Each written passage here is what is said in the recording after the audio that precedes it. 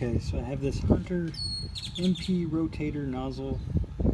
It stopped rotating, and I decided I was going to take it apart to see what I could find. I already tried cleaning trash out of it to no avail. So this is what the inside looks like.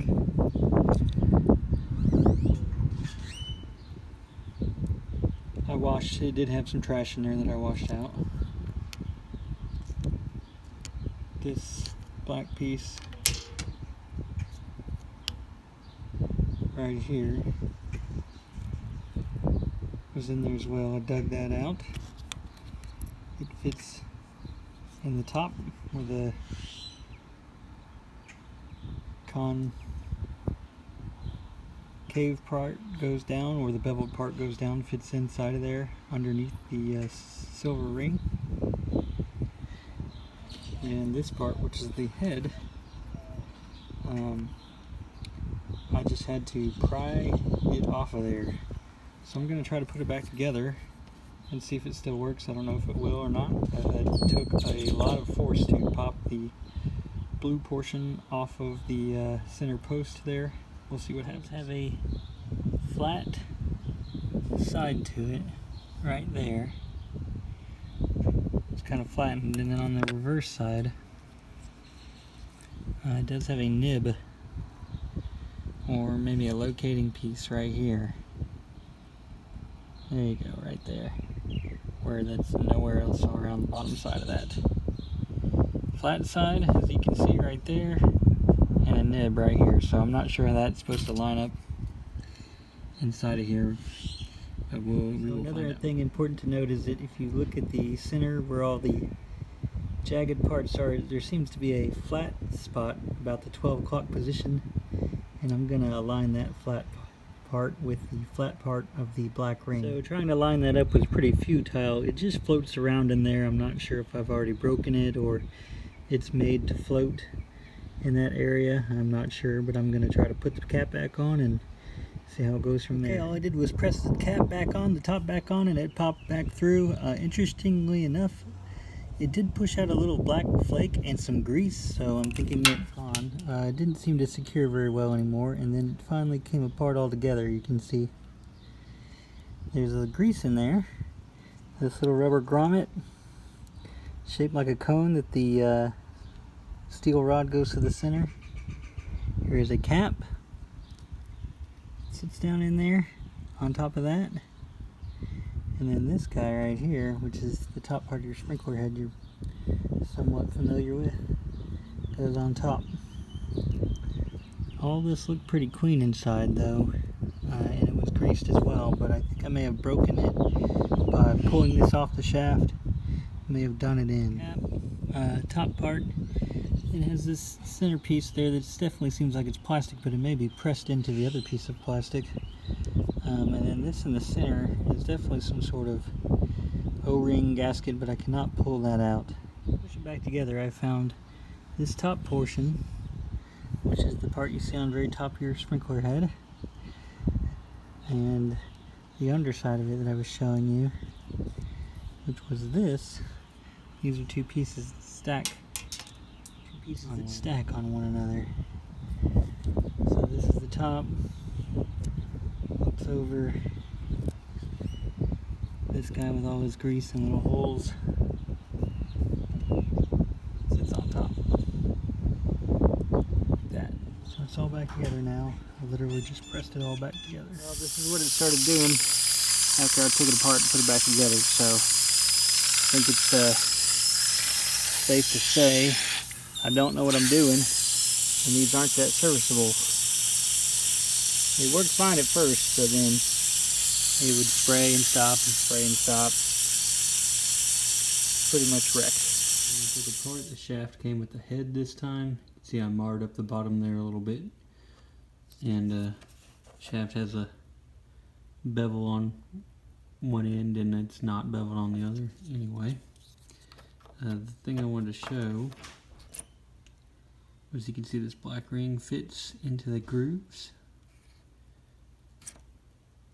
and then also it sits down into the blue piece. The teeth kind of line up. So here's the original one I took apart. I decided I wanted to try to take it apart the rest of the way to see what was in there. Just grabbed onto that shaft with a pair of pliers and it pulled right out. This is pretty much empty in here. Looks like it's grooved.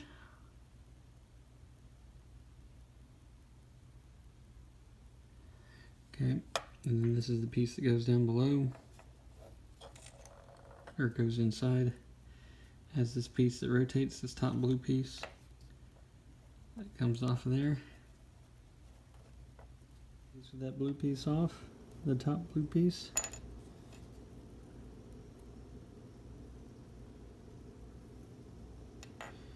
And then we'll see if we can't get these last two pieces pretty tightly, but got on with a pair of pliers and worked it back and forth till it came off. Bottom back black piece I got off the shaft as well. Kind of reveals this threaded piece, which when you rotate this shaft from the top, at the top of the sprinkler head, probably makes this go up and down, controls your flow rate or your distance of your spray. Pretty much a blue hollow tube, spring loaded into this. I bet you I could just pry that cap off, probably destroy it when I do that, pop the spring out in this blue shaft, and that'll be it. Okay, so now it's completely apart. I've bent up this cap, obviously getting off. It's, you know, formed over the top perfectly, so it's gonna be pretty difficult to get off without destroying, although there's no real reason to take it off. Important to note, there is a little gasket down here at the bottom that goes on the underside of this guy, and this guy, the tube just slides in the top. We've already looked at that. Anyway, it's pretty much complete disassembly of one of these rotator heads.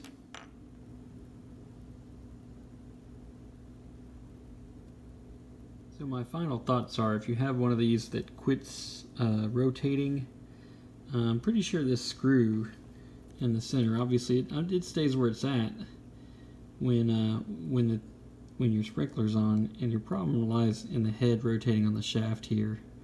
So if there's a good way to pop this head off this shaft, I know earlier in the video when I put it back together, it had a propensity to come apart pretty easy, but after I let it sit for a day, for whatever reason, when I tried to take this one back apart, it did not want to come back apart again.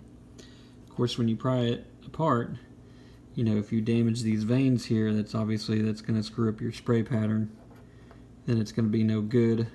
Furthermore, this one came out, the shaft came out of this threaded piece here, and I don't know how easy that would be to get back in. So it's kind of a shot in the dark, but if you were able to get the head off of the shaft and just take this head apart and the different pieces, get it spinning pretty freely again. You saw there was a little teeny, this is like an O-ring piece, and there's a black piece that backs it up. On the other side you saw on the pull apart. This one spins pretty freely now. I'm more than willing to bet that if I were able to put this back in and have this black piece stay on top of the crown where it's supposed to be, I'd probably get it working again. Is all this worth it, popping this off and doing all this? Well, the heads are, I think, what, 10 bucks a piece or something, so they're a little pricey, but as you can see, there's a lot of engineering that goes into them. At any rate, you know, if you have an extra head, it's always worth a shot to try to take apart the one you got and repair it, put it back together, and see if you can get it spinning again without spraying water all over the place. For example, this one that I took apart that the shaft came out of, everything in here is still like it should be. So if I were able to get this guy spinning good again and pop that shaft back in, I bet you this head would work just fine. Just to show you guys, after I took this head apart and put it back together, this spins really easy. The shaft is not spinning in my fingers, but the head is spinning just fine. This guy, I pick him up and I try to spin him, the whole shaft is spinning. And that might be because I have a little buildup in the top there. That's kind of normal for these, I would think. But it may also be that, you know, I got some junk inside of there somehow, and it just doesn't want to spin anymore. Okay, so now that I'm thinking about it, you probably want it to be a little stiff.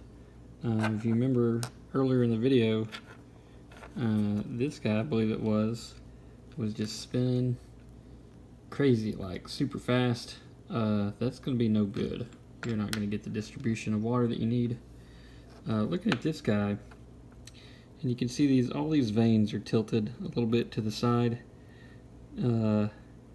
Or maybe it's hard to see on camera, but they're in a kind of a spiral design, very slight spiral. And that has to do something with the drag on this shaft, the wheel dragging on the shaft, and the design of these flutes in here, probably related to it not spinning anymore. If you just have a little bit too much drag, then eventually it'll stop. And come to think about it, where all mine were stopping were where the streams were the longest, I believe. So obviously these that have the larger diversion at the end there, that's probably a shorter stream, and the ones that look like they almost go straight through, those are no doubt probably longer streams. So maybe it's combination, I would say combination of the drag of the wheel on the shaft and how these flutes are designed that will keep you from spinning. I still haven't come up with a good fix yet. I mean, I dug the trash out of the top of this one, but it still pretty much spins the same as it did before. This is the one that I just showed you where the shaft came out of the spiral piece right there. I put it back together and I cannot get it apart again by hand. So potentially if you took one of these apart to try to lube up this shaft or get it spinning better again, if it comes apart where the shaft comes out of the threaded piece, you should be able to just pop it right back together like I did this one. And this one's in pretty good shape if I hadn't torn up the underside of it there.